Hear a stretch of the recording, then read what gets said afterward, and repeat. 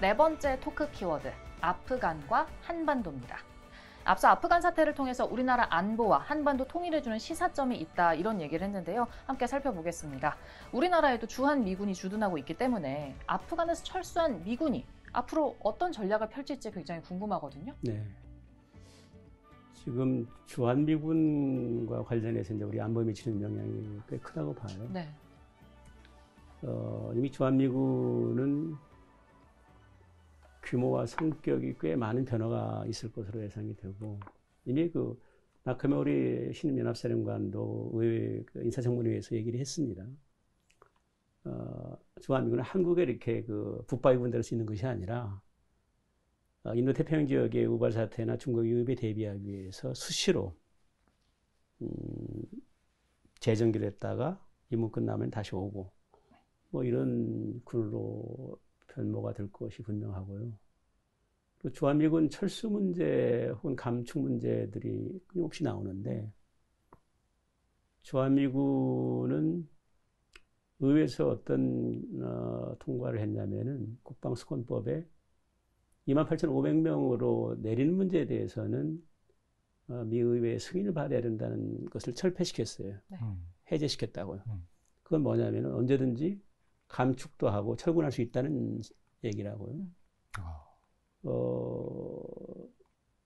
이 한반도는 한국군 당신네들이 주도적으로 북한 위협을 관리를 해야지 우리한테 떠넘기지 말라는 얘기입니다.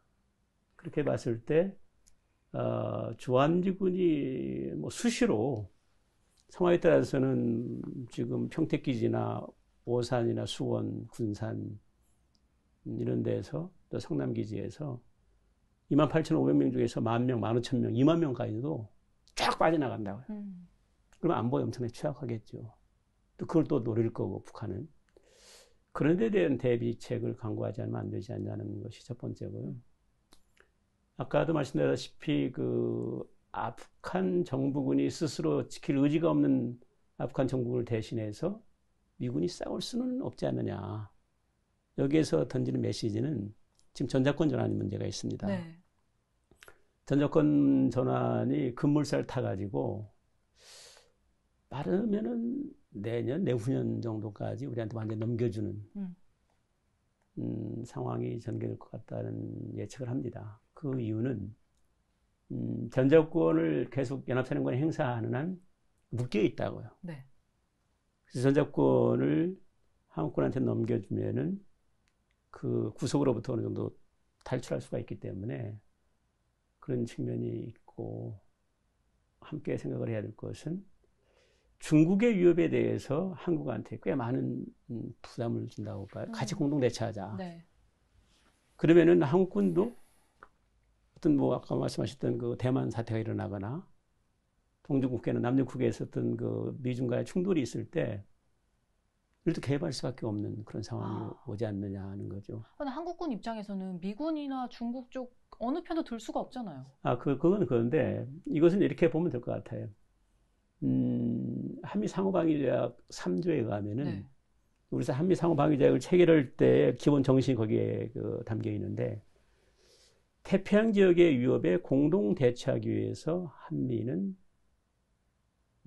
합의한다는 거예요. 한미 양국의 국가안보와 같이 도전하는 세력이라면은 그것은 응당 우리도 동참해야 된다고 봐요. 예를 든다면은 남중국해에서 무슨 사태가 일어났을 때 우리한테는 이익이 없다. 우리 국가안보와 국가이익에 엄청난 도전을 받습니다. 왜냐하면은 이 해상교통로라고 하죠. 그렇죠. 해로가 막혀버리는 거거든요. 그러면은 뭐 중동 지역에서나 저 유럽에서 이렇게 오는 무역선들이나 유조선들이 통과할 수가 없는 상황이에요. 이것은 우리 국가에게 엄청난 영향을 미치다 보니까 그 이익이라는 것이 곳곳에 좀 다 흘려 있어서, 그런 차원에서 본다면은 중국이라는 그 적이라는 것을 상정하지 말고 우리 국가 이익과 안보 같이 도전하는 세력이라면은 함께 나가야죠. 중국이 네. 인지 아닌지 상관이 네, 중국이 없는 중국을 거죠. 의식할 필요 없대. 네. 분명히 우리 안보와 위협을 주고 우리 국가 이익에 도전하는 세력, 우리 가치를 외면하는 세력이 있다면은 그것은 미국과 함께 해야 된다고 봤을 때 그 중국의 위협에 공동 대처하자는 차원을 뛰어넘어서 그런 그 태평양 위협에 공동 대처한다는 차원에서 한미 상호 방위 조약은 여전히 의미가 있다는 얘기죠. 그럼 미국은 이 한미 동맹처럼 아프간에서 철수한 이후에도 그쪽에서도 좀 동맹 전략을 취하게 됐네요. 아프간은 뭐 이제 거의 손을 뗐죠. 네. 아프간 손을 뗐는데 지금 오커스나 그다음에 쿼드라는 그런 조직체가 있잖아요. 그것이 어떻게 보면은 단순히 그 뭐 기술 동맹 그런 차원이 아니고 그건 안보 동맹체라고요. 나토가 전형적인 안보 동맹체인데 그 속에 우리 한국도 가입을 하는 얘기인데 저는 그것은 좀 다른 차원에서 접근하고 싶어요. 왜냐하면은 놀랍게도 이 동북아 지역은 전혀 다른 판세라고요. 이게 갈등과 대립의 국면인데 여기에서 불옥과 불호구 대결로 가도록 우리가 외교안보 전략을 추진하면 안 된다. 이 지역은 유럽처럼 다자안보 협력 체제로 갈 수 있도록 해야 된다. 그런데도 중요한 메시지를 주고 있는데 미국에서 한미동맹이라는 것은 한반도 안정과 평화뿐만 아니라 동북아와 안정과 평화에 린치핀 역할을 한다는 얘기를 해요.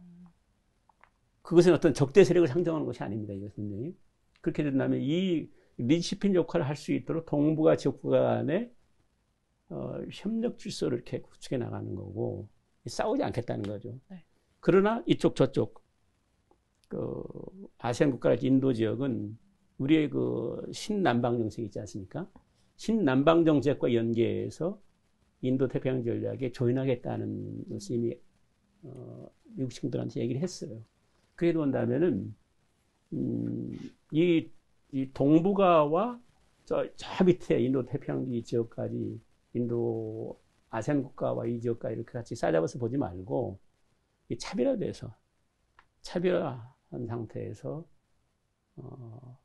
우리의 그 안정과 평화가 구축이 될 수 있도록 해야 된다는 거죠. 알겠습니다. 대표님이 보실 때는 어떠세요? 이번 아프간 사태, 한국 안보 그리고 남북 통일과 좀 접목을 해본다면 어떻게 바라볼 수 있을까요? 네, 결국은 우리의 주체적인 힘, 그게 가장 중요하다는 생각이 들고요. 동맹이라 해도 우리가 전적으로 믿어서는 의지하면 안 되겠다는 생각이 들어요. 믿어야겠지만 전적으로 의지하면 안 되죠. 그리고 결국 지킬 힘이 없으면 나라를 뺏길 수 있으니까 또 현대판 보트피플이 발생하면 안 되잖아요. 그래서 그런 측면에서 국민의 단합된 힘 그리고 또 정치 지도자들이 국가 비전을 가지고 올바르게 국민들을 이끌어가서 결국 통일시대까지 개척해 나가는 방식으로 나아가야 되지 않을까 하는 생각을 해보았습니다. 교수님은 어떠세요? 이 문제와 관련해서 이제 그 탈레반이 아프간 정부를 제치고 이제 어떻게 보면 통일했다고 볼 수 있잖아요. 그거 관련해서 우리 한반도 미래 통일 문제를 그 암적인 것이 뭐냐면 북한 핵 문제라고요. 여러 차례 말씀을 드렸던 것으로 기억이 됩니다만은 핵 문제 해결이 없이 평화적인 통일이 가능할까? 그건 거의 불가능하다고 봐요. 네.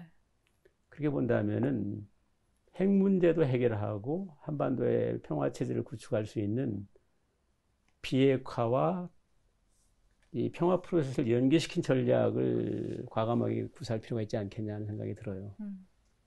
그럼 통일도 이루어질 것 같다는 생각이 드는데 그건 뭐냐면은 지금은 이 북한 핵 문제를 북미 간에 해결하는 것으로 이렇게 핑퐁을 던지듯 우리 것이 아니라고 생각하고 있는데 그건 결코 아니고요. 그리고 이 핵 문제가 해결이 되면은 자동적으로 뭐 평화가 보장이 되는 것처럼 그런 것이 아니라 그게 그런 평화가 구축이 될 수 있는 여러 가지 요소들이 동시 병행해서 이렇게 진행이 돼야 된다고 봐요. 포괄적으로. 네.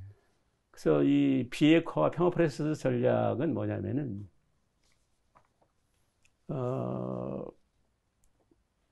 비핵화와 평화 협상의 당사자 누군가에 대한 것이 클리어가 된다고 봐요. 북미 간이냐, 남북미 중까지 다 포함한 국가들이냐. 근데 이 문제는 핵 문제도 중국한테 상당히 위협적이다 보니까 중국도 같이 들어와야만이 이 핵 문제가 풀어나갈 수가 있고, 또 정전협정을 평화협정으로 전환시키는 문제다 보니까 정전협정에 조인했던 당사국이 중국이었었습니다. 네. 중국도 있었고 유엔이 있었고 북한이 있었고 했는데, 그래서 이 네 개 나라들이 같이 협상에 참여하자. 그리고 핵을 완전히 폐기시킨 상태에서는 어떤 상황이 전개될 것인가에 대해서 엔드 스테이트라고 하는데, 최종 상태가 어떤 것인가에 대해서 먼저 합의를 해놓자. 그래가지고 협상을 하는 겁니다. 협상을 해서 이 단계가 필요하다고 보는데, 한 트랙은 뭐냐면은 북한의 핵 문제를 철저하게 완전히 해체시킬 때가 핵을 폐기시키는 단계가 하나 있고요. 거기에 따라서 북한이나 그러니까 미국이나 중국이나 한국이나 국제사회가 상응하는 어떤 그 보상 조치가 또 필요하다고 봐요. 그것들이 하나 있고, 한 트랙이 있고, 또 한 트랙은 뭐냐면은 이런 핵 문제가 해결됨에 따라서 남북한이 충돌과 전쟁으로 치닫지 않도록 할 수 있는 그런 그 요소들을 하나하나 평화 체제가 구축될 수 있는 요소들을 해나가는 트랙이 하나 있다고 봐요. 그래서 이 세 트랙을 어떻게 가겠다는 것이냐. 그런 합의가 이루어지면은 직접 협상을 하는 거죠. 남북 미중이 핵 문제 해결을 위해서 협상을 합니다. 그래서 그렇게 어느 정도 합의되고 북한이 핵 동결을 시키고 모든 그 대량 살상 무기들을 신고를 하고, 그렇게 해서 더 이상 그 문제를 일으키지 않겠다는 네. 그 의지가 보이는 거기 때문에 여기에 대해서는 개성공단도 재개시키고 금강산강도 하고, 또 상황에 따라서는 그 서울과 평양 간에 또 워싱턴과 평양 간에 그 연락사무소도 개설을 하고, 또 지금 그 현 정부가 들어서서 나는 긍정적으로 봅니다만은 남북 군사 합의서가 있었어요. 네. 그것은 이 정전 체제가 확실히 지켜질 수 있도록 하기 위한 그런 합의를 한 것이거든요. 그것이 제대로 이행되는가 해서 남북 군사 공동위원회가 가동이 돼가지고 그 평가를 하고, 더 추가적으로 전쟁이 일어나지 않도록 하기 위한 조치들을 해나가는 것이죠. 그게 이제 운용적 분비 통제, 구적 분비 통제라는 얘기를 하는 건데, 그런 그 라인 속에서 쭉 진행이 되고, 또 이 정전체를 관리하는 실체가 있는데, 그게 유엔사라는 데가 있고, 북한 및 중국 대표들이 그 판문점에 와서 있었어요. 근데 지금 철수해가 가지고 없는데, 이 정전체제 제대로 작동이 될 수 있도록 하려면 이 북한과 중국 대표들도 군정위에 들어와야 된다고요. 그래서 이 체제가 정상적으로 정전체제로 돌아갈 수 있도록 하고, 그 상태에서 북한 핵 문제가 완전히 클리어가 되면은 진짜 평화협상을 하는 거죠. 네. 평화협상을 해가지고 한반도에 평화협정을 체결할 수 있도록 하기 위한 조치들을 해나가죠. 그리고 상당한 정도는 제재도 해제시켜주고, 심지어 IMF랄지 월드뱅크 같은 데서 경제적 지원도 아끼지 않고, 그 마지막에 핵이 완전히 폐기됐다는 것이 IAEA에서 핵살살 요원들이 들어가서 검증이 돼가지고 더 이상 위협이 없다는 것이 확인되면은 북한에 대한 제재도 완전히 풀어주는 거죠. 제재도 해제시켜주고, 그리고 뭐 이 다국적 기업들도 다 들어가가지고 북한을 살릴 수 있도록 도와주고. 예. 그러면서 이제 평화협정을 체결을 하면은 진짜 한반도는 이제 그 평화가 정착이 되는 그런 조치들을 해나갈 수 있는 것이라고 보는데, 그게 쉽지는 않겠죠. 그런 상당한 정도로 그 고뇌들을 하면서 이 문제를 본질적으로 부딪혀야 되지 않냐는 생각이 들어요. 제가 한마디 좀 부연. 네. 예, 근본적인 프로세스에 대해서는 그 교수님의 의견과 같이 합니다. 근데 제가 좀 제 의견을 말하고 싶은 것은, 비핵화하고 평화 프로세스를 결합하는 게 너무 복잡한 프로세스다는 생각이 들고요.